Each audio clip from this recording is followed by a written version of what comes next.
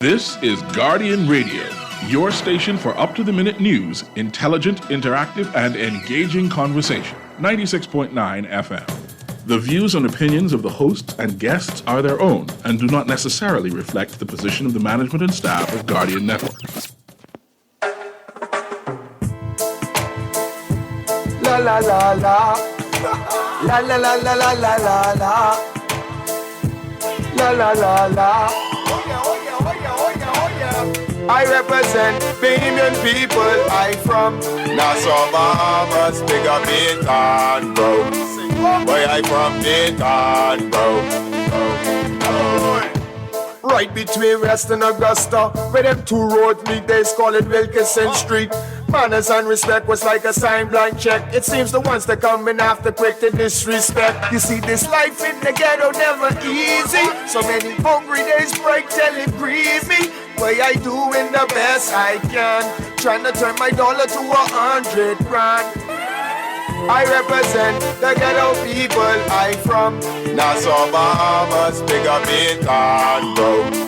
Where I from Baytown, bro. Don't take no back talk, no bribe or no joke. If you find fire, you definitely find smoke. Baytown, bro. Where I from Baytown, bro. Baytown, I say up and running. Caliban say my boy don't ever give in. 7 years of farming, watch the crops them coming. Two they see a humble thing, the lion sleeping. But they hating for no reason. Only God that I believe in, living. Watch them only pass through for a season. Cutlass, I go weed them. I represent the ghetto people. Good night, Bahamas. And welcome to Guardian Radio 96.9 FM. I am your host, Valentino O'Brien, a.k.a. Scrooge, MP, Governor. It's a pleasure to be a host on this wonderful Friday tonight. Telephone numbers tonight are 323-6232, 325-4316, and 325-4259. And we are powered by BTC at 422GR96. And you can listen in on Guardian Quest and also Cable Bahamas. I think we're live streaming. And again, it's a pleasure to be a host on this wonderful Friday. I'm the host of the talk show Inside the Inner City that premieres every Friday at 6:30 to 8 p.m.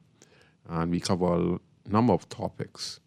We find solutions for the country's problem. We talk about the government. We talk about the community. We talk about the prison. We talk about things that matters in the country that sometimes go with a blind eye, and we bring it to reality based on the experience that we have had over the course of the years, working inside the inner city community, working with large groups of people around the country who are very important in the country, just as well as ourselves, who we call the small man, who gives their opinion, but their opinion must be adequate for the success of the country. So tonight's show, we're going to talk a little bit about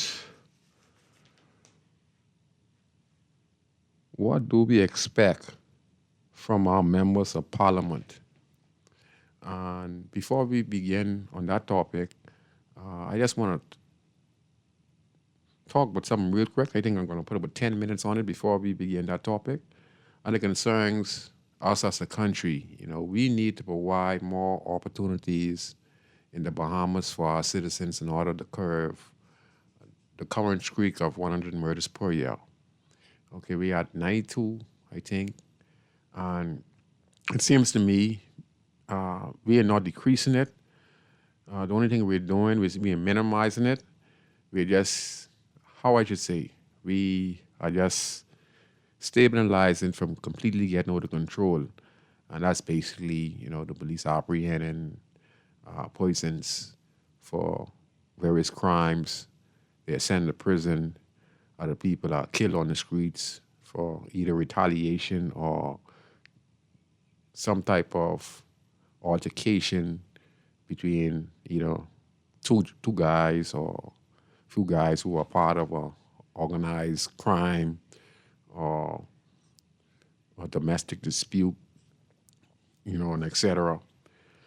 So we had almost at 100. So it seems to me that we are failing at some fronts. And as much as we're trying to find the solutions of decreasing the 100 murders, we also have to look at the fact that we have close to about 1,700 young men in prison. Roughly, they said there was a decline to about 1,300 or 1,200. But at the current pace, I think that could go on back up to 1,700 based on the fact that we're seeing so many young men and females going to prison for various different criminal offenses in the country. So I think we need to find a way on how we can provide more opportunities for Bahamians living in the country, in their community, because there are a lot of Bahamians who feel the need to go abroad and be successful because the opportunities are slow in the Bahamas, even though we are one of the richest Caribbean countries in the world, even though we have a record 9.7 million visitors come to our shores last year, and we're looking to succeed to about 12 million this year. We earned about $5.7 billion off the tourism industry, but yet still we always hitting this 100 murders. And then when you look around Nassau, so many young men, so many females, and so many people I talk to in the inner city community are losing their minds because they just don't know what to do with their life. Some of them gone to school. Some of them didn't finish school. Some of them graduate, but they just are stranded. So a lot of them are sitting down on the side of the road and they say idle hands, And that's what's happening around our country, in the Camp Road area, in the Fox Hill area, in the Marathon area, in the Angleston area, in the Mason Addition area, in the Bain and Grandstand area. We get so many people just don't know what to do with their life or who to turn to for assistance in this country today. But I just want to play a little flick about if we just give the Bahamian people an opportunity, we can see the success that they will go there and do their best. And the thing is, I don't know in some cases if the Bahamas played a role in their success. If it wasn't them going abroad, or some of them, and some do get scholarship from the Bahamas to go abroad, but most of them get their scholarship from people who come to the Bahamas, people who connected to the colleges, and they themselves go and bring their sponsorship back, and they sponsor these individuals to go off and board off to schools, whether it's Canada or the U.S. So I think that we need to find a way to empower those living in our communities with small business, with using their hands and electronics. They could be dentists, they could be bakers, whatever fits their needs that they are talented in.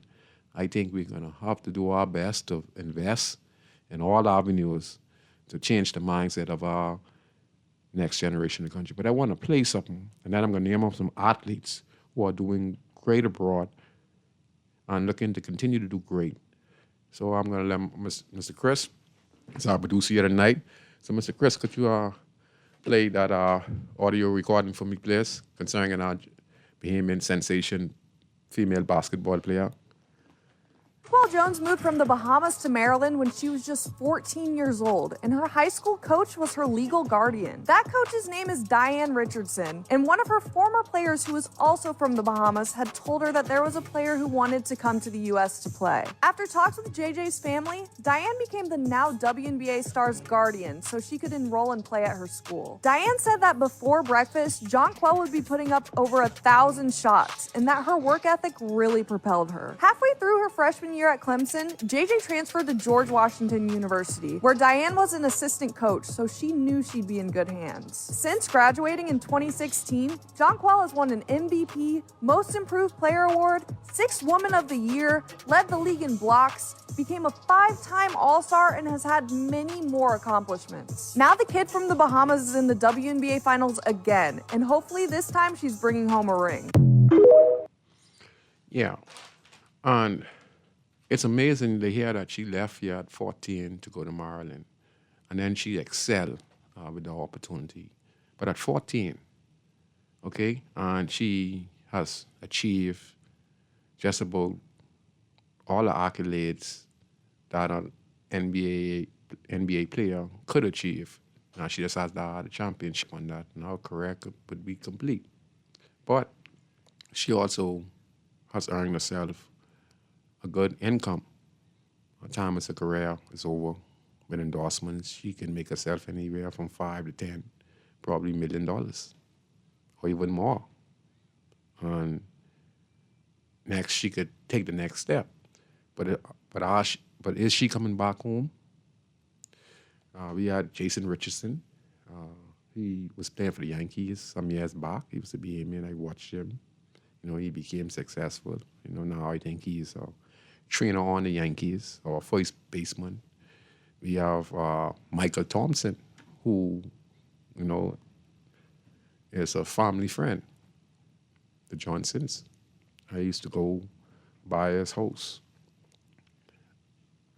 And I remember when he put his first tennis store on Market Street by the red light on Hayes Street.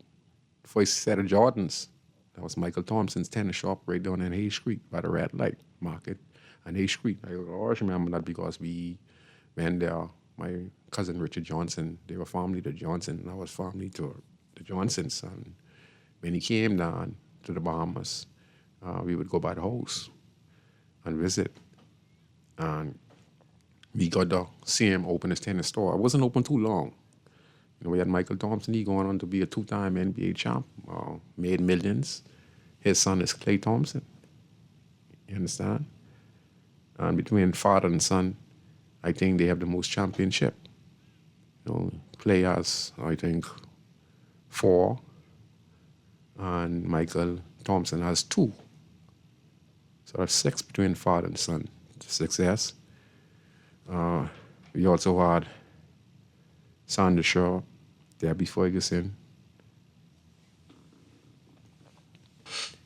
All of them who went to high school, took the opportunity to train. And Pauline Davis, barefoot girl running around in the streets. Used that. Train hard. Used a scholarship that they achieved here at the Bahamas. Travel the world competing. Got better. Become world champs. Now they are doing big things respectively for the Bahamas, and also they're working abroad. We have Nate the Great down in Hayes Street.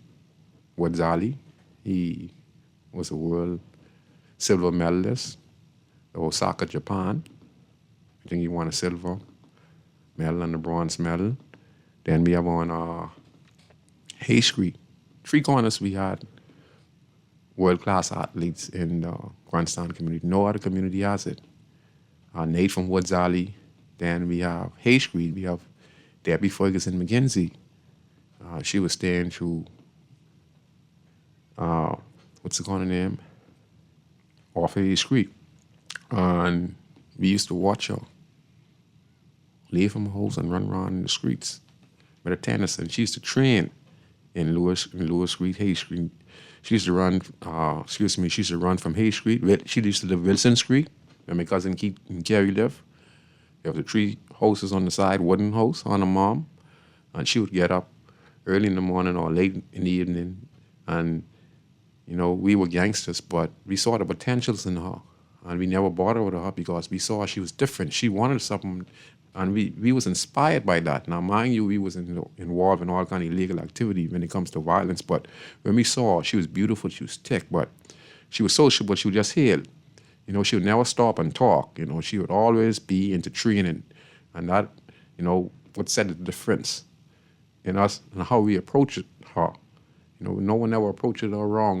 We would just watch her, and she would just be running. Day and night, she'd just be running. And when we listen on TV, she moved out the area. And then when we looked, she started to run, And you say, boy, you see that? That's the same girl right there. Debbie Ferguson McGinnis used to run right past us every day. Nate fall on the footstep. And that's on Hay Street. Then we get on Lewis Street, Ramon Miller. You know, who ran down the American Guy. I mean, all of them play a role in it. Demetrius Pender, who was on the show a few weeks ago, along with Chris Fireman Bryan, who was on the show also a few weeks ago, talking about their experience. And they won the 4x4 relay. Okay? Opportunities. Now, Chris is ambassador for the country, the Bahamas, but also he is employed by one of the colleges. Ramon is a police officer over here, and I think he's doing some type of other work. You know, the list goes on and on and on and on. And if we provide the opportunities to our citizens, it don't have to be athletics, sports. You know, we just have to provide opportunities so that we can change the mindset and give those who are in these communities, you know, who are just dead. Let me be honest with you. As I speak, I'm just speaking for the whole entire community. There are so much people out there unemployed. There are so much people out there hurting as we speak, regardless of the success of what the government is doing right now. Okay? Regardless of that, there are so many people walking around counting lampposts and have lost their minds because they just don't have no one to turn to. So all we get is a lot of mad people in this country, a lot of hurt people, and they say hurt people with hurt people. Okay? And that's all happening in our country today. And then you listen to the hospital on the Guardian radio. You know, it's overfull with people with chronic diseases in the country. All these things have to be addressed in this country. There's so much going on with our little small 21/7, 700 islands, 700 kids. There's so much going on. It's like we're being punished, okay, in this country. And we're being punished because I think we're not doing the right thing when we just talk about the national anthem, and when we sing the national anthem, when we sing the pledge, and we're not doing that. And because we're not doing that, we're here destroying the country from within. You know, the United States, no one's going to defeat the United States. They're going to get beat within. They're going to have a breakdown with their society within. And that's what's happening. You look, they can break down from inside. And that's when the morals, you know, starts to deteriorate slowly in the country. When you see suicides, like the signs we're getting now, 8-year-old committing suicide. Then we have a young lady in the prison who they find unresponsive, or responsive, but in critical condition, who decided to take her life as well. What could drive people to take their lives? What drives them is when they feel no one loves them, when there's nothing happening for them. They feel that, you know, they're nobody. They don't have no one to lean on. They don't have no one to talk to. So they lose their will to live. So, yeah. And that's one of the reasons most people in the church would listen to the show and feel that I'm offensive to the church. I'm not offensive to the church. I just know the truth about the system, about the church, and what us as the Bahamas and what the church is supposed to represent.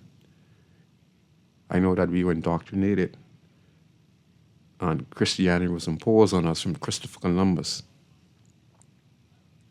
And if we look at Christianity when they say it was imposed not of the will of the people, by the imperialists, idealists, superpower that had their plans and they wanted to spread the gospel and they twisted the gospel.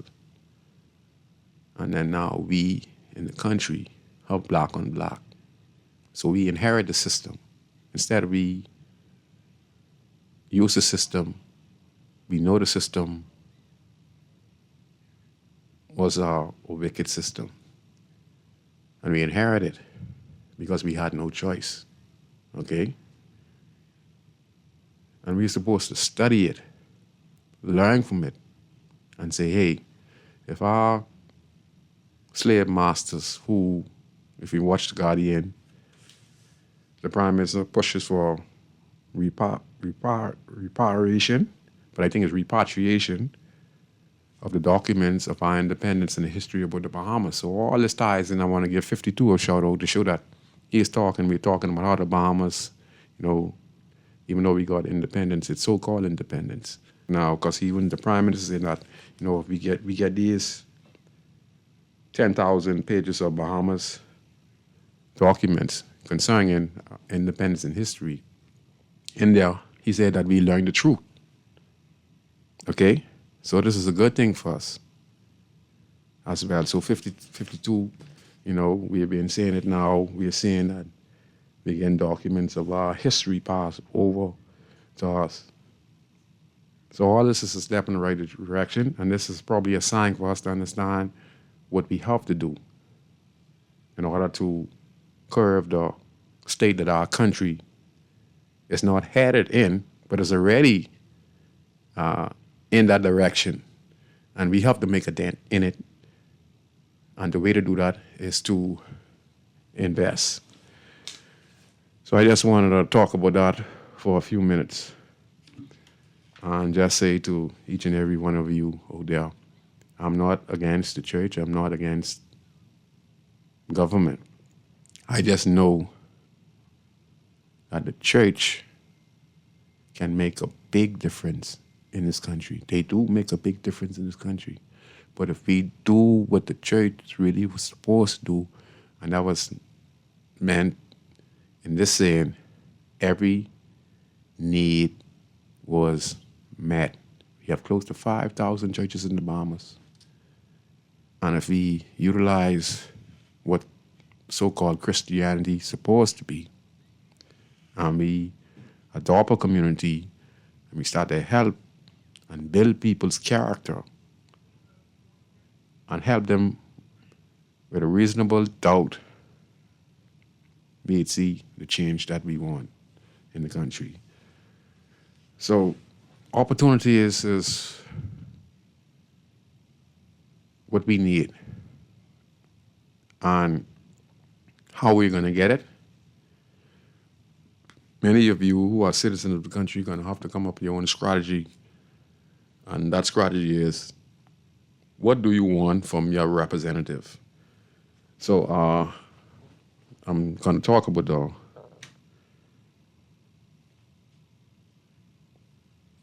what do you expect from your member of parliament?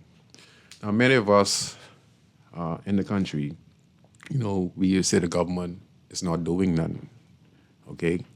And if the government even is doing something, they might not still have the time to go and apply it. A few months ago, a year and a half ago, the Honorable Prime Minister Brave Davis said that, he was frustrated, with the state of crime and blah, blah, blah. He stated that. And the reason for that, because government have so many different things on their book, so many different programs, so many different engagements, so many deals that sometimes they forget about what their most important task is. And the Prime Minister stated that a few months back. He said sometimes, we forget. And he said sometimes we forget. And at the same time, they were doing the housing, the urban renewal housing project, I think in Freeport, Grand Bahama, because they had not repaired the houses from Hurricane Dorian from a few years ago, and they finally made preparation. I think it was 40 to 70 homes that they are now on schedule to repair in Freeport, Grand Bahama. And he spoke and said that these are the most important things that the government needs to be more focused on. But because of the different travel arrangements, speaking engagement, going to the UN CARICOM and signing business deal with all the hotel deals we're signing, they kind of forget what the most important part of being a politician is and where they're supposed to be spending the most amount of energy, and that's developing and helping the Bahamian people. So many people would say, we can vote this government out. But ask yourself a question. When election time comes around, when the Free National Movement is asking to be the next government of the country, and when the PLP is walking around with their entourage and they're asking you to give them a second term, we see the minister, we see the Honorable Michael Pintard. We're seeing him giving out water. We're seeing him talk to the kids. We're seeing him being sociable, For me, on my view, I think he's a decent man. But I just want him to know that people don't want photoshops no more, Mr. Opposition Leader, about you giving water. That's all good. That's the old way of doing things now. And I'm not one to say criticizing it, but I mean, let's say, instead of the water, instead of feeding people now and making that a number one thing for video footage, you would see someone who vibing for power to be distributing water while it's in opposition, or a member of parliament giving out Gatorade or food, even though he's a member of parliament. But when we seeing it like from the opposition, I know he wants to, and he's doing the right thing. I'm not judging him. I'm just speaking naturally. That sometimes we as Bahamian people see through the smoke screen, and we know that when you become prime minister, if you become successful in being the prime minister, are you going to be serving water when you're prime minister? I think not. So for me, when I see them kind of stuff, I know it is very, with very, very good intentions, to show the Bahamian public that you're a caring person. But there's a better way to do it now. Have 50 or 100 persons wise an opposition leader, and you're giving them small business grants. Every year as opposition, see if you get up 20 persons until up the election, or do something, pair some homes for some at-risk persons living in this community to really gain the trust of the Bahamian people, because we have seen that over and over and over and again. And I mean, it's a good gesture. I have nothing against Michael Pintard. I think he's a great opposition leader. I think that the only thing is they inherit one of the worst governance in the history of the Bahamas, and one of the most turbulent and most stressful and painful time for the Bahamian people in the history of the country.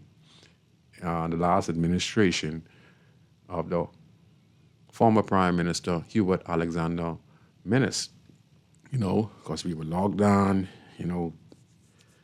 money was floating, high divorce, man, couldn't walk the streets. People were getting locked up for going to the pump for water.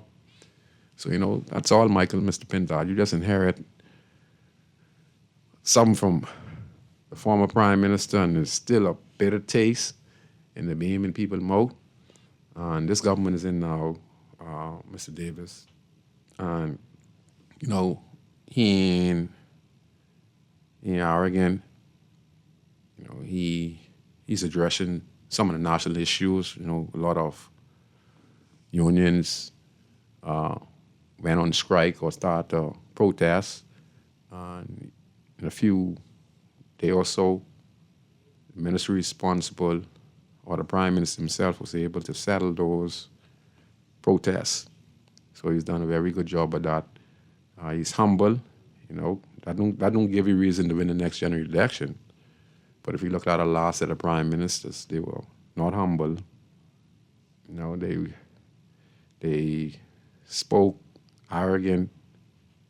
And Mr. Davis and the Deputy Prime Minister, they're humble. And if they're doing something illegal, but they really hiding it good.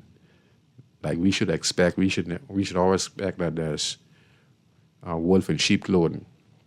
But to give it the benefit of the doubt, they make it a little easier. Not easier, right? They make it easier on letting us be free to walk around. There are a lot of business they're doing.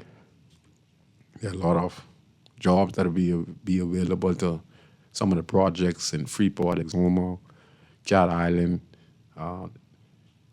investments of the billions of dollars are being invested in the Bahamas.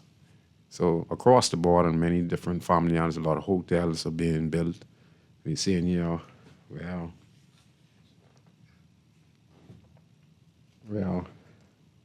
just in a sense, they're just humble. All they need to focus on now is how they can help build up the mindset of the people who are at risk, who are hoping for assistance from them to make their lives better. So, like I said, we don't know what we wanna vote for. For instance, what I'm saying is this. Okay. When we go to vote, and we say the government is not doing nothing, and when we do vote, what are we asking the MP for? And I'm just going to make some suggestions, and then you could call in and then give your suggestions. Some of the things as a community leader that I would look at the lower cost of electric bills, lower cost of gas in the country.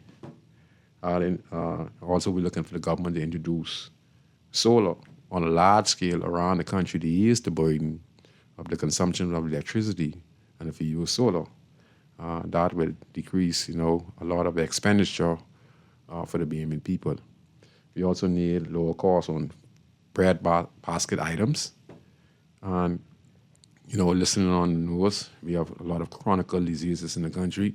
We need to find a way on how we can get fruits and vegetables at a very cheap prices in the country, because it seems to me that the food that are meant to be healthy for Bahamians are too expensive for the average the Bahamian to go in the store and buy. And if you look at the COVID-19 pandemic, they said that, one of the strongest defenses against the COVID-19 is the eat healthy. And that means eat a lot of fruits, vegetables, and et cetera, because the immune system, the COVID-19 attacks. And if you have a strong immune system, it is more likely you would not catch the COVID-19. And if you look at any disease today, it really links to the stomach, the gut. So you have to eat healthy. But when you go in the grocery stores, the grapes, the apples, the pears, everything is very expensive. The healthy stuff is very expensive for the Bahamian people. And we need to look at that as a country, because that's why we have so much diabetes in the country. We have kids with such a young age and they have diabetes, they have sugar. We have so many people with cancer, ailments, that can be easily reversed if we go eating healthier. And we have failed to introduce Bamsi on a large scale in the inner city community. There are tons of fruits and vegetables that are rotten at Bamsi that can't find its way in the hands of Bahamian people for them to eat healthy at a very cheap price. So that's one thing we need to look in. I would also look at the fact that the garbage collection in the community is a slow pace. If you look at what happens in Grandstand, it's probably one garbage truck comes around every 2 weeks. With the consumption of products from the Chinese and the convenience stores, the trash builds up. And when we put it outside in the garbage, and with the garbage truck not coming around on a timely basis, it builds up, and that's why every time we clean up, the trash spills over in the streets. The dogs come around and they just finish mess it up, and the trash just blows around in the inner city community, and then rats come and then roaches, and and that's the problem we face in the country today. Recommendation again, the government needs to find a way on how in these communities, instead of one dump truck, they need to see how we can invest in like 4 dump trucks for one specific community so that we don't have a wear and tear on the garbage trucks in that community. That means we'd have like 4 garbage trucks who can deal with the problem of removing area block systematic garbage collection system in a particular area. Those 4 garbage trucks can be able to deal with in one day. So we'd have garbage truck coming around every 2 days, 3 days. Say every 2 days would be appropriate. Because I study these things, I watch these things, and the garbage truck come around every 2 weeks. And these are some of the recommendations you have to make as a citizen. So get your little small groups together, and then you canvass their representative. And those who look into be the next representative of that particular area, people, you're going to have to understand that you're going to have to take the lead in this. And you're going to have to ask these things and make these things get implemented. Some of the stuff you got to ask for is small business to be introduced in your constituency. I think that all ministers, when you're on PLP or F&M, if the government have a small grant program, right, I would like to ask the Prime Minister if he can ask all the members of his party, all members of government, to allow for the small grants to be available in each constituency in the Commonwealth of the Bahamas. So we need to see how we can get each minister who has an office or has a spot, we need for them to set up that small business center from the office of the Prime Minister to be situated in the community and have access to it as well. I think that we also need to find a way how we get BTVI and training centers in the community as well. Because I think this is fundamental for the improvements of the educational and the trading skills. BTVI is way out Soldier Road.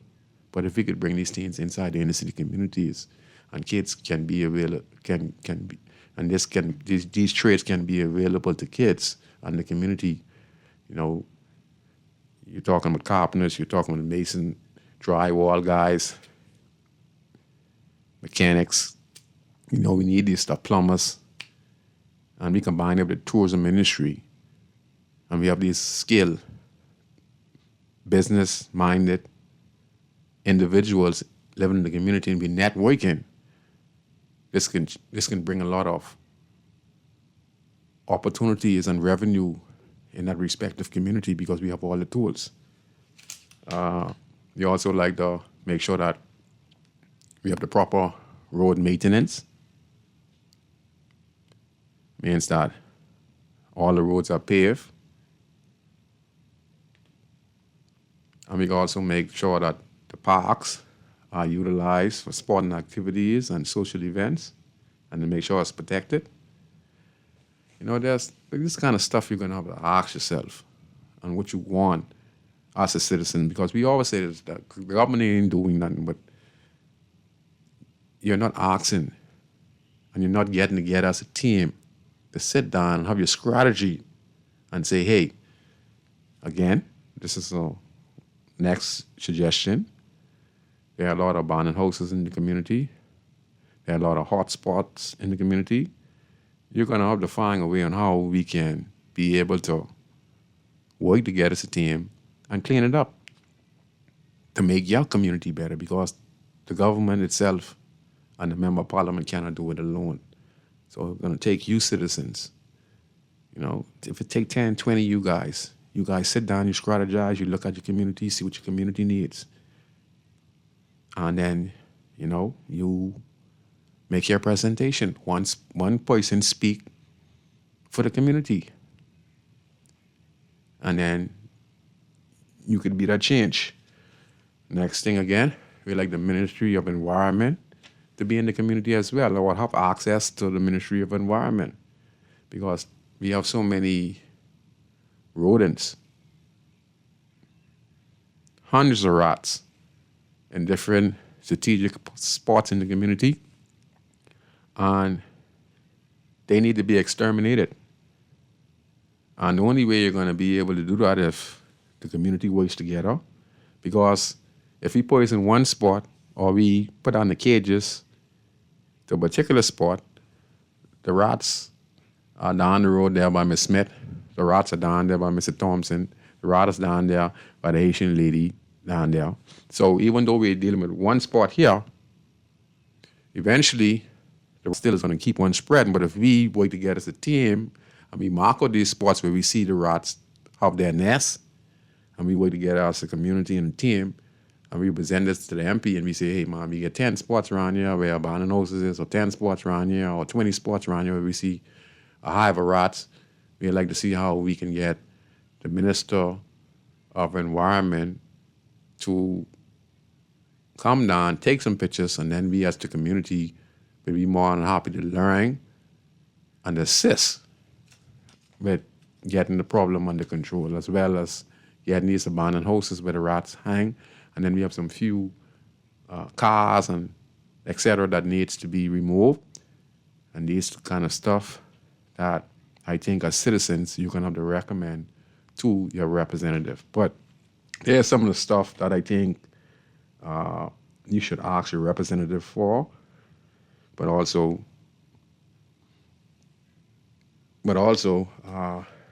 if you have some suggestion, you can call in. Like I said, the number is 3236232, 325-4316, and 325-4259. So, what you're expecting from your government when you're talking overall. And I like this here where almost 80,000 see lower price, lower power bills. And that's because of the new, what's up there?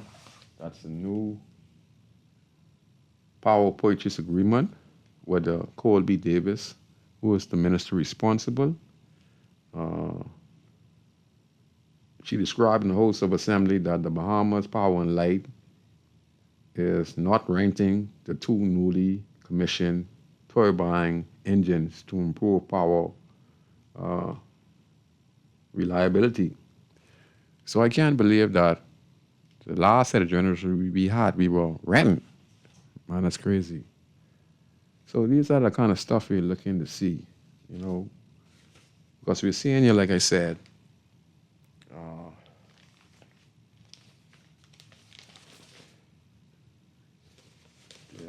excuse me, I got going already. Yeah. So we have almost 80,000 C lower power bills. So this is the kind of stuff that we want the government to do, and this is the kind of stuff we want the government to pay attention to, because if we can keep the bills down from the average Bahamian, I mean Bahamians on the whole, this could decrease the expenditure, the high expense of living of Bahamians, because I think that living in the Bahamas, that you know, we don't need to have high electricity bills in the country. You know, I just don't feel it. So there were many people, you know, talking about the deal, and they saw Honorable Prime Minister shaking hand of Frankie Wilson, and you know he's one of the early bosses in the country. So we're asking why we're seeing him shaking hands at this deal. Well, we all know there's some things you can't change in the country, okay? As much as we want to change certain things in the country, there's certain things you can't change. Certain things you can't change in America. There's certain things you can't change in the Bahamas. And we have to realize that, okay? We can't change certain things in the country.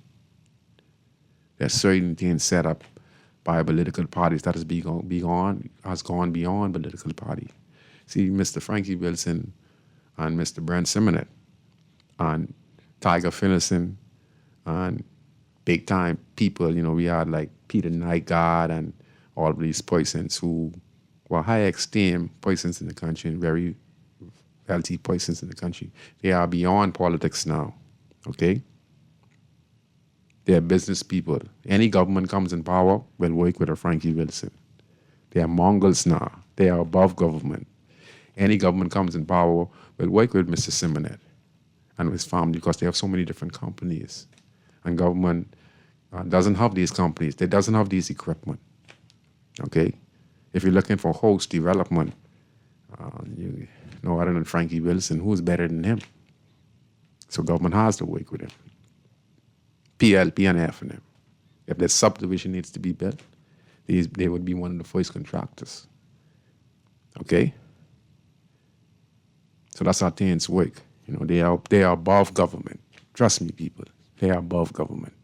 They're the ones who will be giving opposition or government 1 million, 2 million, 5 million, it could be 10. They're the big party supporters. But, so when we see them, you know, we say, well, what's going on here? Listen, Frankie Wilson is one of the biggest party supporters of the Progressive Liberal Party, but he is a businessman. And a businessman, even though he's a part of a party, his overall objective is to keep his business running. So if the PLP was to lose the election and the Free National Movement was to come in and he has his business situated in the country, do you think that's going to stop him or stop the government from doing business with him? No, it don't work like that. Because those guys are taxpayers. They employ so many different people. And if you don't want them to close down their businesses in the country, because if they were to shut down their business in the country, you're talking about thousands of people, national insurance dues, you know, unemployment goes up, you know, so they're above government. You know, and some of them have a heart, some don't. So there are some things we can't change. And both of them, all parties on both sides of the political parties, PLP and F&M, and some are not a part of the political party, but they still do business with the party members. Let me ask you all a question. Who are some of the biggest businesses in the country? So when foreign international companies want to come to the Bahamas and they want to build hotels, when foreign companies come to the Bahamas and they need a lawyer, don't you notice on TV you'd see when Brave Davis, the Honorable Brave Davis, before he was Prime Minister, he was one of the biggest lawyers in the country. And how many big cases of international Mongols you see he was represented? Same thing we said as the Minister of National Security, the Honorable Vane Monroe. How many big cases? Mario Lucille. But just say Brave Davis and Vane Monroe. Do you think they are cheap lawyers? They're not no cheap lawyers. Those guys make millions, hundreds of thousands and millions when they were lawyers. And they have companies that are still running today. And many other politicians have other companies running today. So if we're going to say,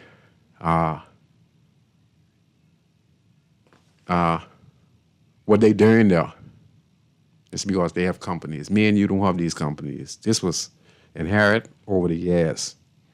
That's when you being a part of a party. Like I say, and watch this.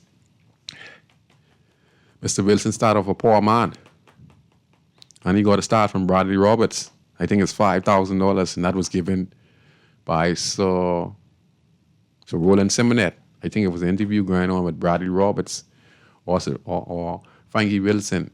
And like I said, I was watching on Facebook for Mr. Roberts there or somebody. Is it Frankie Wilson or Mr. Roberts? But I think it's Mr. Roberts because ain't much people in the PLP party had more money than Bradley Roberts. Bradley Roberts, a guy, probably had over $500-600 million. He was very smart. You know, he always used to tell me this because I used to personally sit down and talk with Mr. Roberts. And everyone used to talk how smart he was. But the opportunity was given to them from a person who was in opposition, means Sir Roland Simonet. And he gave it to Bradley Roberts because, you know, I heard that Sir Roland Simonet was a people's people. Like he like the help, even though he was the Prime Minister. The Premier, not the Prime Minister, Premier. You know, so Lyndon was the Prime Minister, but the Premier. And I heard that he must have gave them $25,000 or $50,000 or $25,000 and gave it to Bradley Roberts, and Bradley Roberts was able to give it to Frankie Wilson, and that's one, and they started the Sunshine Group of companies. And eventually they keep on climbing. They are part of a political party, and they keep on climbing. They grow themselves, and then in there they got deals from the government for crown land, and they bought some land, and they gone into real estate. And they continue to climb and continue to climb. So Frankie Wilson got an opportunity, along with the late great Bradley Roberts and many others. They started the Sunshine Group of companies. Now, these same gentlemen, like Mr. Frankie Wilson now, are Mongols. They're billionaires.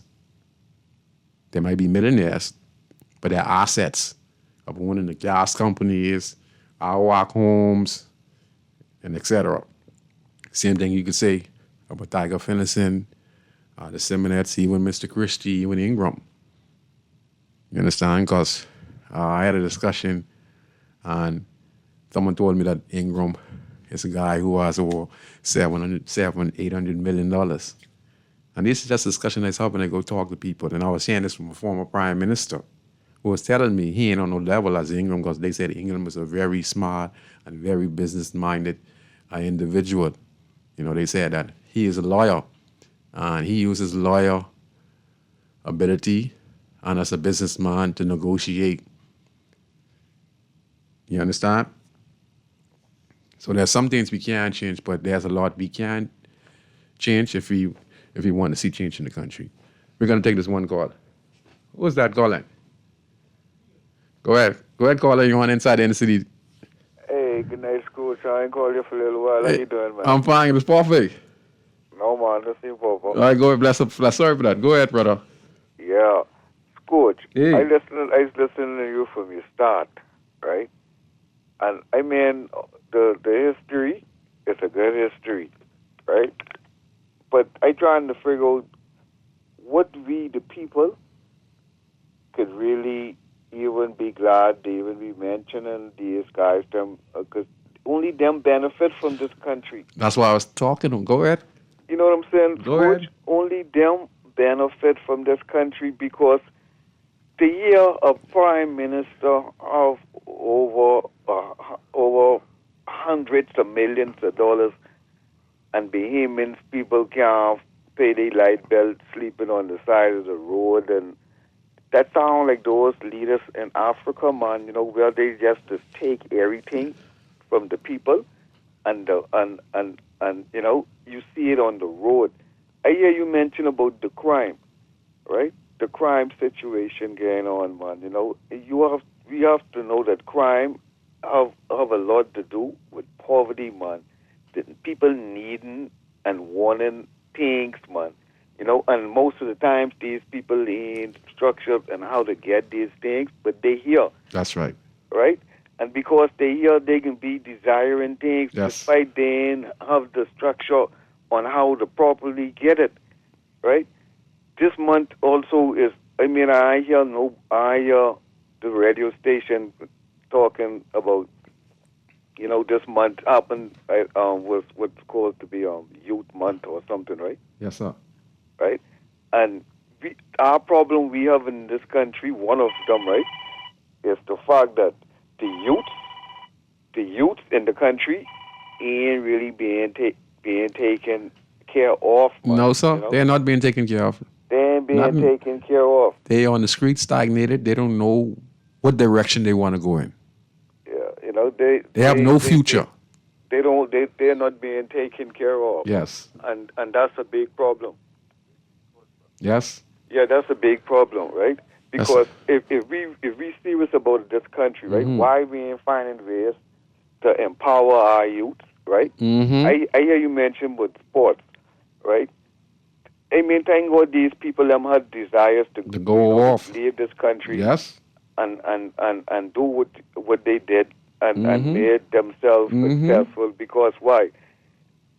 For a country to have, for a country to be so small, Scrooge, and we have all type of evidence where we have athletes, we have actors, we have chefs, we have Everything. Artists, we have designers, we have musicians, we have all type of records to show how powerful and how serious Bahamians are, right? Yes, sir. But when you come home, Nothing to right, do. ain't nothing really designed to develop No. that from a youth perspective No, sir.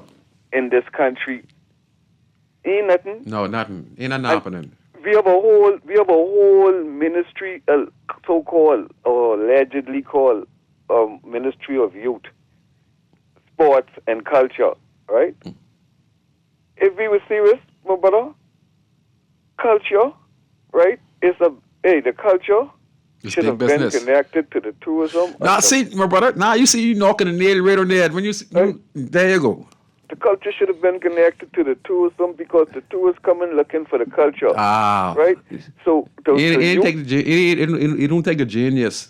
so it got to be a plan, right? It got to be a Yes, plan yes. why they put the youth and the culture together, right? Mhm. Despite there is no cultural expression nowhere from the government for the youth. Ain't none, right? We could have been having. We have islands, right? We are archipelago. We have islands. We could have. We know we have baseball and softball and We get and Charles basketball Chisholm. potential all around this country. We get Charles Chisholm. He's showing you how great we are as a country. Yeah, so they showing us. They Freedom Farm a demonstrating few this- years ago, who won the gold medal. Freedom Farm, They Mr. send, Woodside. They saying that Scrooge, hey, it's more media, Your take is just me. That's right. We get a It's wrestling. more us there. We get the sensation Bahamian female wrestler can dead, but Yeah. so why isn't it right? Why the culture? Why they spend the less money in culture or things when it's connected to the youth, right? Mhm. The youth need to be connected to education, that's right. right? So that we could empower our youth and educate them in That's right. every possible way, Yes, sir. right? But we ain't serious in this country, because these guys, right, all of them who you mentioned tonight, sir, Yes, right, sir. all of them, while they might be good in their own way, Yes, sir. the country they benefit from the country, Yes, sir. but the country ain't benefit from them, Mm-hmm. right? Because look around and see the deterioration of our nation, my brother. Yes, sir. Something needs to be done. We have to empower. We have to find. It's empowerment. And there's ways, to empower our nation, but our leaders don't want to empower the people. They just don't. You just said it just earlier too. You give one of the great solutions. You talk about youth, sports, and culture, right? And you say, why not tie it into the tourism ministry? I've been preaching that from day one because we had, listen to this, brother, we had $5.7 billion spent in the tourism ministry last year, according to the Deputy Prime Minister of the Ministry of Tourism. Then they stated that there was an influx of 9.7 million visitors that came to the Bahamas shores last year. And on this year, we're looking at a record probably anywhere between 12 million, right? Like you were saying now. If we put the kids and train them in the history, the education, in the tourism industry, along with the youth, sports, and culture, and tied it in and turned it into a market where they could be entrepreneurs and business owners and workers, we'd see a big change in the country. What do you say, brother? Before I go, school. Go ahead, brother. Sorry for cutting you off. Hey, before I go, school. Go ahead, brother. What is the who owns the culture? The Bahamian people. All right, then now you understand why Yes, sir. they don't have the cultural connected to tourism. Yeah, Because the Bahamian people only work for the tourism; they don't own it, that's right. You're right? You're So right. if we put if we connect the culture to the tourism, and this the lifeline of the country, that means more money can trickle down to the people, And because the people is the culture. so let me ask you a question. If you're looking for a solution on how we could tap into the tourism industry as far as using it as a Ministry of Youth, Sports, and Culture, what one suggestion would you give on how we can do that? Like I just said, Scrooge, what we need to do is take the culture away from youth and sports, Mm-hmm. right, and put it In the schools? with tourism, Right. right? Yes, sir. So that the people could feel some of the trickle down effect Facts. from the tourism would bringing in the money, right? That's what the people come. When you go to Jamaica, you ain't going to go look to see who Bahamian music playing, right? And who dancing, right? Wow. You going to go look for some Jamaican something, right? Wherever you go in this country, I mean in this world, you go in for the cultural aspect. Yes. So right? you want to go in the Junkanoo Shack, you want to see the Junkanoo practice, you want to interact with the guys who making the Junkanoo. But there's more than that. I know. Go ahead. I know. Look right on top of the hill where you and I grew up, right there where the water tower is. Yes.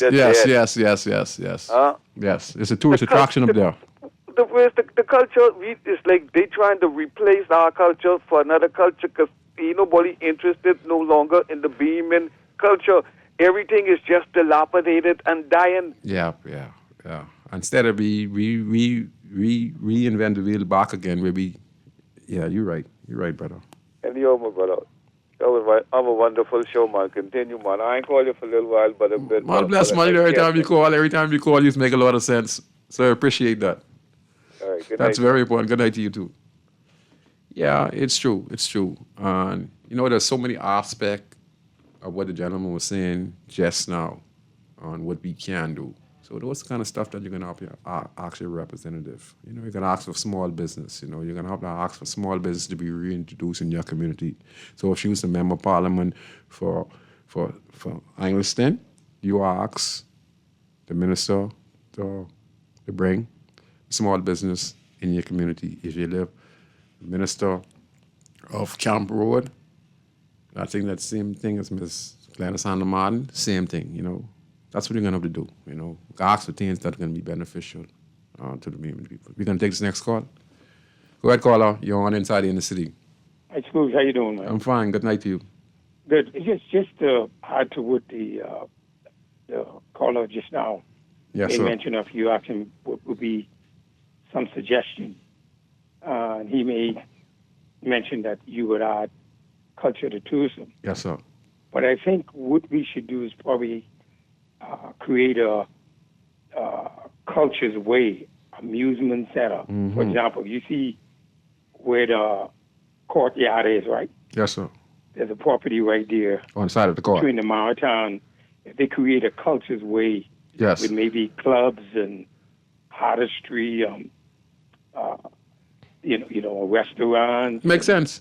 Culture's way. So you have Bay Street, right? But if you do a culture street, and create, and you could control it, because if you do it where you have in and out and all that stuff, the police can really police it properly. Where it's a no, you can't bring no bottles in, etc.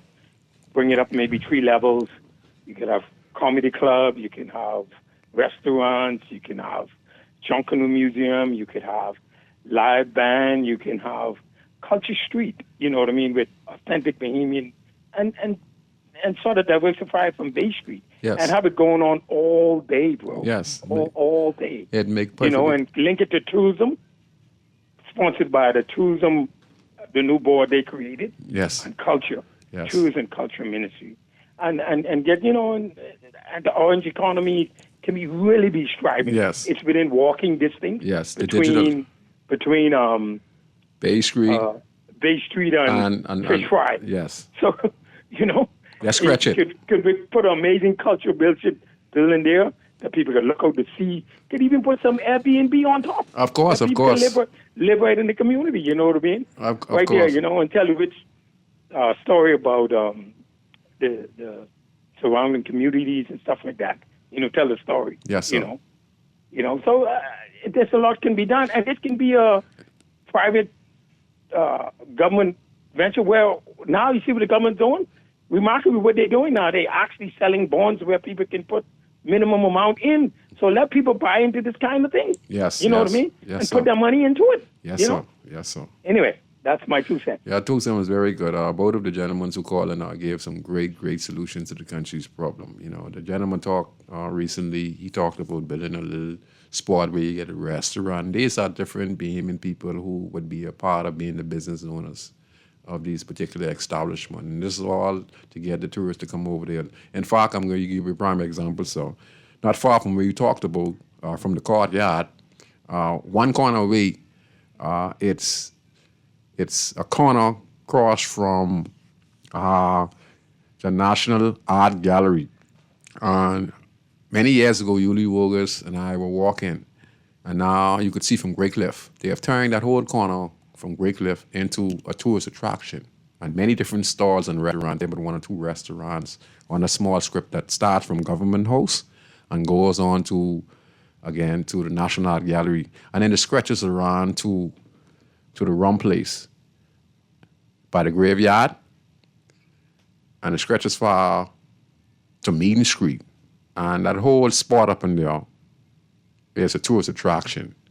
Even going far as to go down the hill, going to the model butler funeral home that's on Nassau Street. They have some guys who rent their motorbikes out there. There's also a tea parlor that you have different authentic teas, soursop, and guava teas that that taxi drivers bring the tourists to come there. And then they sometimes they walk back to Bay Street. So yes, these are solutions to the country's problem. When the gentleman, the first caller, he talked about integrating the culture. See, I've always said this. We have Junkanoo Sharks in inner city communities, okay? And tourists would like year-round to see like how they are produced. This gives the group and the shack an opportunity, say that the guest is coming in. We could charge $2, $3, and we could give them any little information. You could give them little information. So coming to the shack, you can see how we build the costumes and etc. We give them information on it, so they get more to know about our history. And you have all these one family shacks. You have these Saxon shacks, and in there, some of these guys could be creative. They could say, we have a lot of guests coming in. We have 6 ships coming in. We talk to some taxi drivers. They say they're going to bring them to the shack. I'm going to make some Junkanoo doors. I'm going to be authentic with, creative with some art and craft, and probably paint. My friend could paint. So we set up right inside the shack. And then, you get a stream of visitors who are guests, who are customers, and start to spend digital dollars. You can learn about the sign drop. You can learn about all these. The gentleman talked about it. Digital money. And this is a perfect example. Also, I'm also asking persons to ask their representative about the digital money. What is the next step? The government is talking about digitalizing and taking away cash, which is going to be relevant in the next 50 to 100 years. All right? So the government has Bitcoin and all of these stuff. But we need these stuff to be integrated in the city community because we don't want to be left behind. Yes, y'all are intelligent. Y'all have the resources. Y'all have the technology. But for us in the inner city community, many of us need to know about Bitcoin. We need to know about the sand dollars. We need to know these things because if we want to get in the next phase of the development of the Bahamas and we want a better change of mindset into the future, which is, like I said, digital, Bitcoin, sand dollar, all of these stuff, because when the guest comes, they uses these type of money transaction. And we're going to have to teach our kids. So you also have to ask your representative to bring programs to teach these type of programs in the inner city community and the Bahamas at large. So yes, I think that the recommendation that many of the people who call on the show today, there was some good recommendation. And the caller said that, when we look at Frankie Wilson, we look at the Brave Davis, they say we look at Brent Simonet, we look at Tiger Phillison, we look at the Christies, we look at the Ingrams. I was saying that how I was talking to the Prime Minister and I asked him some questions. They said, what you think Mr. Ingram is weight? And I'm just saying to speculate. Niggas say, man, the Ingram, like I said, $600-700 million. I asked him how much he weighed. He was the prime minister at that time, you know. And he told me, said, man, he's the guy who only had 120 million. You understand, people? Because I sit down and I talk to people. He has an eye inquisitive. And the caller said, you know, that these people got rich off the backbones of the Bahamian people. Some are businessmen. Some gradually climbed their way up by using the political party, and they groomed themselves of the special privilege. Because when you become a part of a fraternity, and we all headed in one direction, we start to become powerful. And we sometimes forget that we leaving a lot of people behind. But in that instance, I think that that circle that you surround yourself up, that surrounds yourself with, sometimes it can blind you. And I think that we had the right thinking of when we first started with the PLP and how I should say, starting out, it was to get out of poverty and then help the brother man. But over the course of the time, a lot of people lost sight. There are some very generous, very, very generous people, okay? Any one of these gentlemen here are very helpful. There are one or two persons helped me as well, okay, and continuing to help me, right? And their intentions are good, but they can't help everyone, okay? Now, they might have a lot of funds, okay? But sometimes it takes individuals to go out there and to see how you can influence people for them to see what you're worth. And sometimes these same individuals are looking for someone who has a good heart, who they can go and help develop other Bahamians. But you yourself has to show that integrity. And that's why a lot of people like to work with me, because they show that integrity. Because they know I have the community and the Bahamas at heart. Regardless, everything I do is for my country and my community. Everything I speak on is how to help improve. If it's the hospital, if it's the citizens, you know, if it's the poor, if it's the prison. My concern for my heart this show was always with the people. I always want to see people improve. I don't know none of you guys out there, but all I know is we are a tree, and I know that something's guiding me to tell me do what I'm doing in my community and in my country when I'm speaking on things that are important, to speak out. But not only speak out, I'm doing on the ground. I'm developing my own strategy, okay? And it's working. And I'm a poor guy, all right? So I'm not just talking. I'm a doer. And at the same time, I'm struggling, meeting ends meet, because my task is tough running the community, because everyone comes to me and looks for a little employment or always taxes me. I get taxed on a regular basis, people, on a regular basis. You know, every day. I get about 6, 9, 10 people, and I'm a poor guy, and I try to do my best to try stabilize the little community that I reside in. And always working on plans. I work with numerous government over the years to talk about small business, the marijuana possession, talking about decriminalization marijuana. I'm talking about building community centers in the community, see if we could get Bombsy in the community, you know, all of this stuff. See if we could bring opportunities. And that's my main concern. So, you know, we see people like Frankie Wilson, and we might say they ain't helping nobody. Trust me, they help people. They help a lot of people, you know. They help a lot of people. Mr. Simonet helps a lot of people as well. Just you can't help everyone. And they might have, some cases, you know, they inherit. But they're a smart businessman, and we're just going to have to do the trickle-down effect and see how we can get other Bahamians on the way, how we started out first. And the Sunshine Boys started off from scratch. And they're big multimillionaires, billionaires. And we just need to encourage more people in the inner city community, in the country at large, and to give them the opportunity.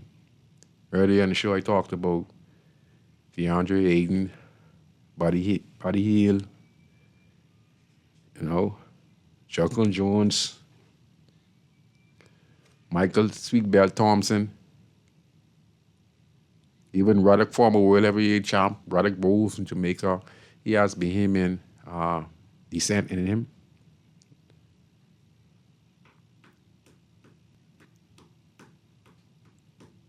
We just need to give the people more opportunities. And the caller, he talked earlier, and he said, a lot of people out there, just lost. I would say this, there are so many people lost out there who don't have nowhere to turn, and they don't have no one who can help them. And when we talk in Christianity, trying to say, go to God and put all your prayers in God and all that. What if I told you that the people who you're talking to you as an individual who is speaking, you are God to them, and you can make some things happen for them? Why I need to go to God and pray to God when you're right in front of me and you're a pastor? Why I need to go? You're representing God because you're speaking for God. So I don't need to go to God. You pray with me and then you help me, because you have the power.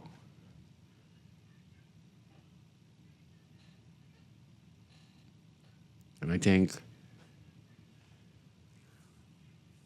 that is our biggest problem. We tell those who are in need to go pray to God, and He will help you. Yes, the Father will help you, but you yourself can be a big assistance to the less fortunate. And I just want to share this. Sometimes when I talk about Christianity, I know people might feel offensive. But what I get to know about Christianity is how people in the lodge are Christians, and they're in the lodge, and they're in politics. 3 things. So if you swear to 3 different entities, how are you going to serve God? Who are you serving in the lodge? And who are you serving in Parliament? In Parliament, you serve the king. In the lodge, I don't know who you serve. I think you must serve the Knight Templars or whoever it is. You understand? So I think in there, Christianity is mixed up with the lodge. And then with politics, where you swear to the queen, then the king. So I think all of this here, sometimes as citizens, we look at it, who go on the ground, and we say, man, them people mixed up. They're serving too many different entities. If you're a Christian, you serve God. You preach the word of Christ, Yahshua, and Yahweh. Yeah, Yahweh is God, and Yahshua is Christ, the Son. We're going to take this last call. So I don't want people to feel like, I just feel that we can do so much knowing what it is to truly be a Christian. A Christian is a person who cares, loves, feels for the next individual. Being a good Samaritan, helping people in times of need, speaking out against the wrong that goes on in the country. And that's what it's supposed to be for me, and showing people what God is. Because Christ said that we would do greater things than Him. So that means poverty and starvation and suffering, we could take those things away only if we pay attention and invest in our self. Means that let's uplift one another, let's help one another, and give one another the best opportunity we can to succeed in their goals in life. We can take this last call. Go ahead, caller. You're on Inside in the City. Hey, peace and love, Scrooge. Peace and love. Hey, good man. night, Sorry, good night, just good tuning night. in a little late, man. Tuning in a little late. No problem, brother. But I catch you just now when you were saying something about our biggest problem is you was talking about the church and different things like that too, right? Yes, sir. Now, Scrooge, I can say something to you. Go ahead, sir. Now, you mightn't like what I'm about to No, say. no, but- you could say whatever you want. Yeah, Just but see, your opinion. what's important is that if it's true or not. You know what I mean? Yes, sir. And let me tell you what our biggest problem in Scrooge is as black people coming out of slavery. All right, and this is biblical. All right, talking about from Gideon and Midian and everybody else in the Bible and things like that. Yes, sir. We serve the God of our oppressor, Scrooge. That's right. Me and you, we serve the same God, our oppressor. Yes. All right. So in the Bible, in the terms of the Bible, that would be like Moses and Pharaoh worshiping the same God together. And Moses took the children of Israel out of Egypt to try to get them to forget the ways of Pharaoh. That's what the whole wilderness experience is all about. All right. We as a people, we have yet to go through the wilderness where we have tossed off the ways of our oppressor. You're All right. right. And if You're you right. read Deuteronomy, You're right. Deuteronomy explains this to you, and it tells you that if we continue to serve gods who we do not know and foreign gods or whatever, we will always have this kind of problems in our society until we decide to take up the God of our forefathers. You're right. All right? You're Now, right. that's a reality. All right? Now, like I said before, people might not like to hear that. And Scrooge, when you read the Bible Bible shows you where when you serve the one true God, you face a lot of obstacles and a lot of persecution, and it's a hard road Yes, sir. to walk, right? I mean, but and the Bible tells you that in the last days it will even be harder to serve the one true God. Yes. All right, but see, is it hard to be a Christian in our society? No. If I go in a job and I put on my application on my resume that I'm a Christian, I go to church every Sunday, that's a good thing. Yes. Yes. All right, and we to the point where Christians are the ones doing the persecution. We live in a Christian nation. You can't be persecuted in the Christian nation, my brother. You're right. So brother. how is it that to serve the one true God will be so easy in the last days? You know what I mean? And on top of that, too, the Bible tells you that the easy way, the wrong way is a wide road, and the majority of people walk that road.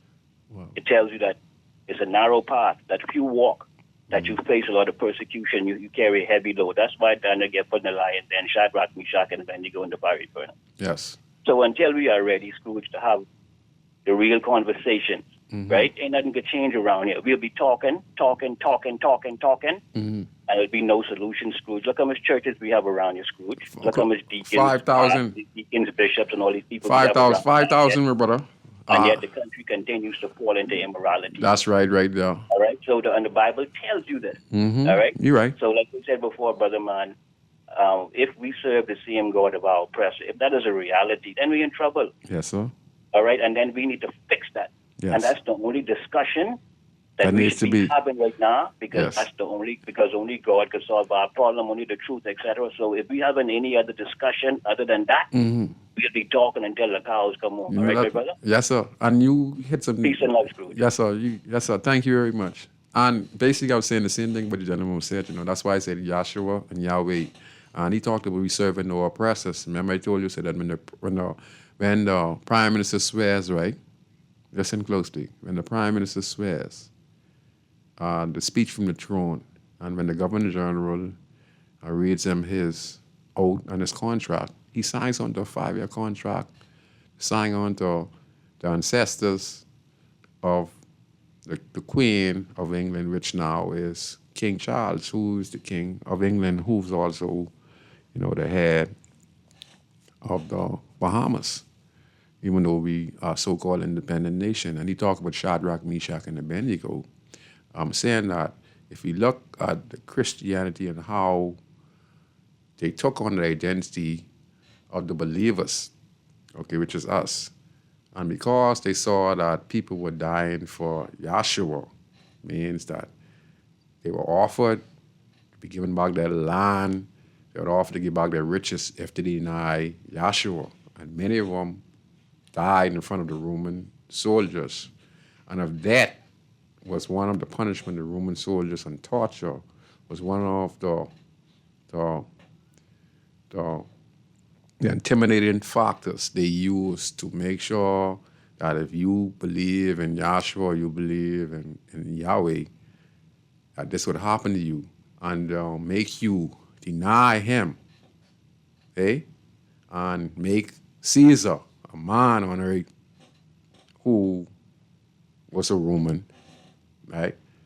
To become, and for you to bow down to him and submit to him, he will give you back your land, your riches, and etc. And many people who were believers, they did not. They rather died, okay?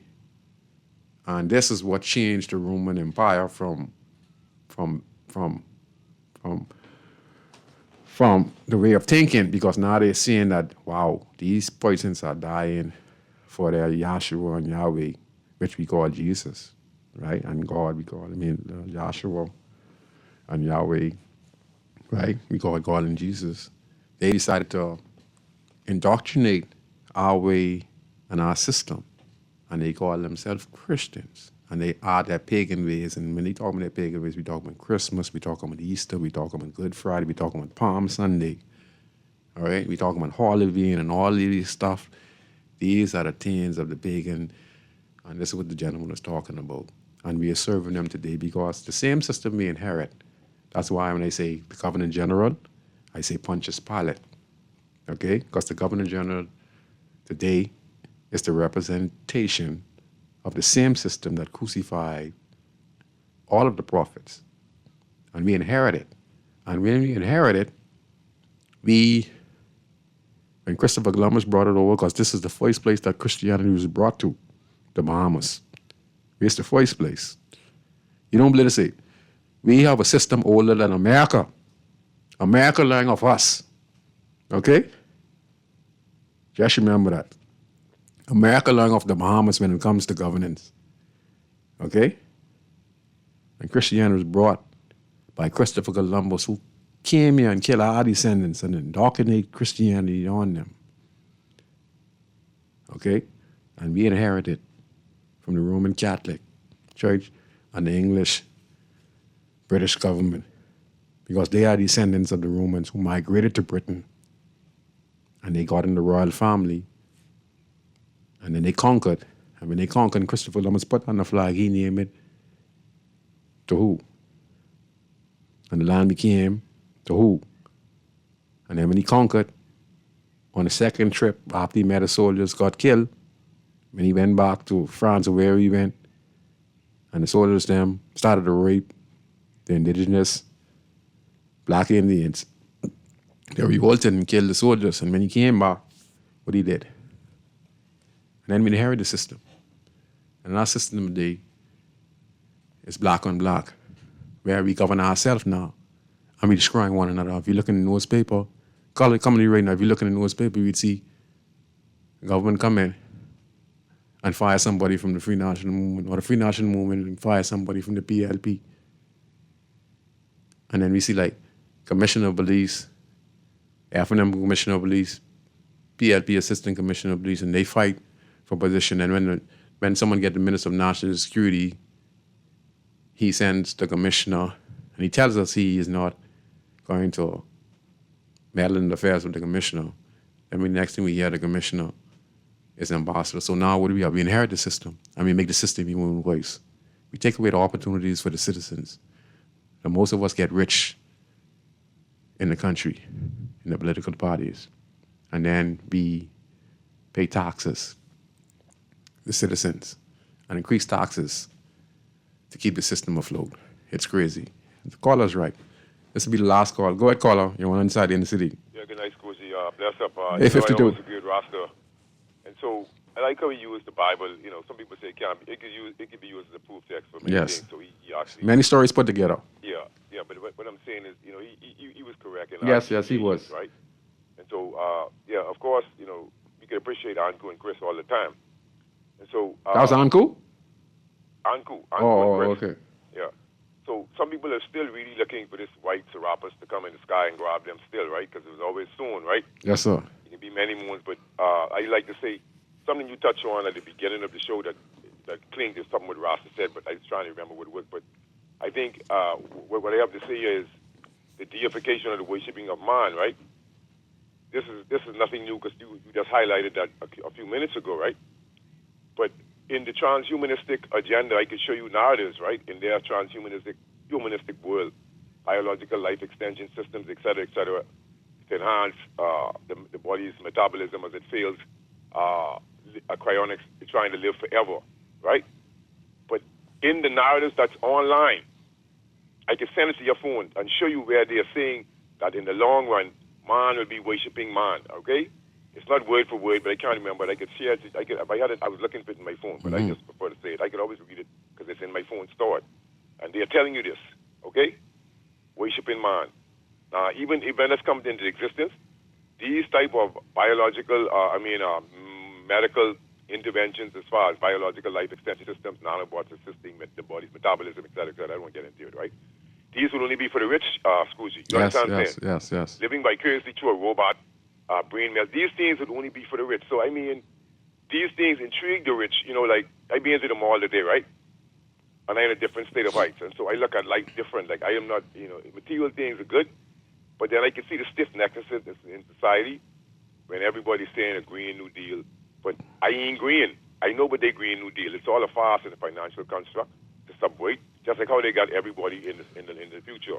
We'll be accepting a non-productive lifestyle, right? Yes, so sir. Open homosexuality.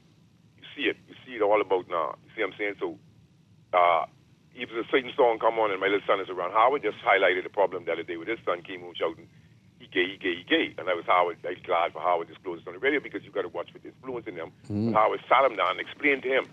So you see the impositions, right? But it's subtle and it's incremental. Bless up. Okay, thank you very much. Wow.